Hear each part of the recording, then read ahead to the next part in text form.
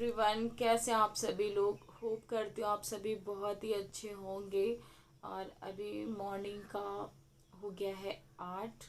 और अनिका मेरी स्कूल जा चुकी है क्योंकि उसके एग्ज़ाम चल रहे हैं।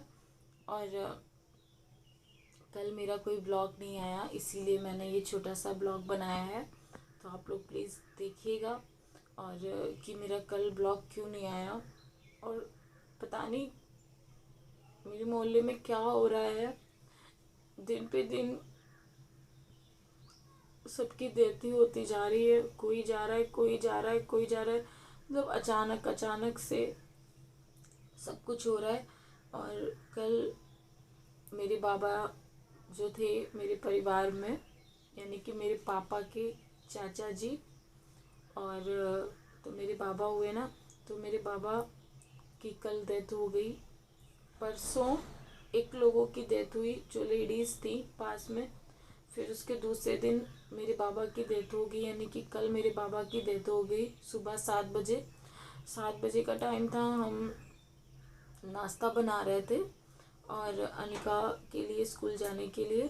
और और बाबा की तबीयत ख़राब परसों से ही थी, तो परसों भी मैं देखने गई थी बाबा को। फिर कल मतलब पता चला कि ज़्यादा तबीयत बिगड़ रही, तो हम लोग फिर गए। अनिका स्कूल जा रही थी, मैं लंच बना रही थी, फिर भी मैं छोड़ के भागते हुए गई देखने। तो बाबा की हालत बहुत ज़्यादा ख़राब थी। डॉक्टर आए, डॉक्टर ने बताया कि कुछ भी नहीं है। तो कल 7:30 बजे के टाइम पे हमारे बाबा जी हम लोगों को छोड़ के चले गए। तो 6 साल से वो बिस्तर पे थे। 6 साल से बिस्तर पे थे। और 85 साल बाबा की हमारी एज थी। 85 साल, 80, हाँ, 85 साल के हमारे बाबा जी थे वो। और अपने बाबा को मैंने कभी भी नहीं देखा, ना मेरे भाई ने, ना मेरी मम्मी ने ही नहीं देखा, तो मैं कहाँ से देख लूँगी। मेरे पापा के पापा जी बहुत, पापा के बचपन में एक्सपायर हो गए थे, और ये हमारे पापा के चाचा जी थे। तो कहीं ना कहीं बाबा बोलती थी। और होली पे गई थी तो बाबा और दादी पास में बैठे थे, तो मैंने फ़ोटो क्लिक कर ली थी, वो मैं फ़ोटो लगा दूंगी। देखो, एज चाहे जितनी भी क्यों ना हो, लेकिन इंसान चला जाता है ना।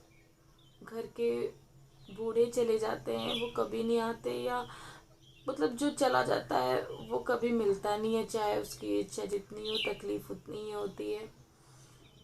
क्योंकि हमें सब कुछ मिल सकता है, लेकिन वो इंसान नहीं मिल सकता जो हमें छोड़ के चला जाता है। और ये सब कुछ देखने के बाद ना, मुझे अपने बाबू की फिर से याद आ जाती है। अनिका को बता दूं, अनिका नहीं देखने गई थी। वो वो डरती है, उसको सब कुछ वही रियलाइज़ होने लगता है। बच्चा है यार, उसने अपने पापा को ऐसे देखा है, तभी वो नहीं देख रही थी। कहती मम्मा मैं नहीं जाऊंगी देखने, आप जाओ। मैं गई थी क्योंकि पापा हमेशा के लिए जा रहे थे। मैं भी सब कुछ वैसा ही मुझे लग रहा था, लेकिन मैं मैंने खुद को बहुत कठोर किया है। तो हमारे बाबा की आत्मा को शांति देना भगवान, और उनको अपने चरणों में स्थान देना। इसीलिए कल मेरा ब्लॉग नहीं आया था। छोटी सी अपडेट देना चाहती थी आप लोगों को, बता दूं, क्योंकि बहुत कमेंट आ रहे थे कि दीदी आपने कल ब्लॉग क्यों नहीं डाला, इसीलिए ब्लॉग नहीं आया था। और कुछ अच्छा नहीं लग रहा है। इतने दिनों से मैं परेशान थी, इतने दिनों से सब, इतनी उलझने, इतना मैं परेशान थी। शायद इसीलिए कि कुछ जब होने वाला होता है ना, तो ऐसी उलझने होती रहती हैं। बाबा हमारे 6 साल से बिस्तर पे थे। 6 साल से वो झेल ही रहे थे। बहुत ज़्यादा परेशान थे, बहुत ज़्यादा। परसों वाले दिन वो रो भी रहे थे कि आंखों से आंसू निकल रहे थे। पता नहीं कहाँ दर्द हो रहा हो, बोल नहीं पाते थे ना, इस वजह से।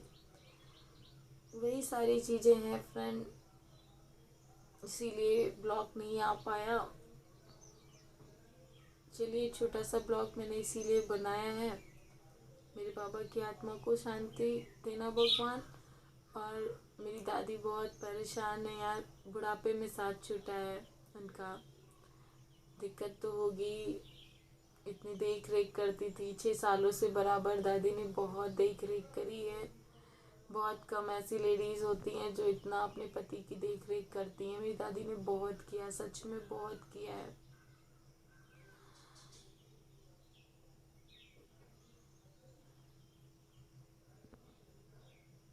चलिए फिर फ्रेंड,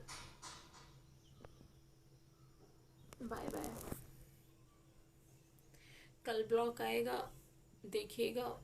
और आज ये कोई ब्लॉग नहीं था, बस छोटी सी अपडेट थी, जो कुछ है मैंने बता दिया। ठीक है, अपना ख्याल रखिए, खुश रहिए सभी लोग। Bye bye.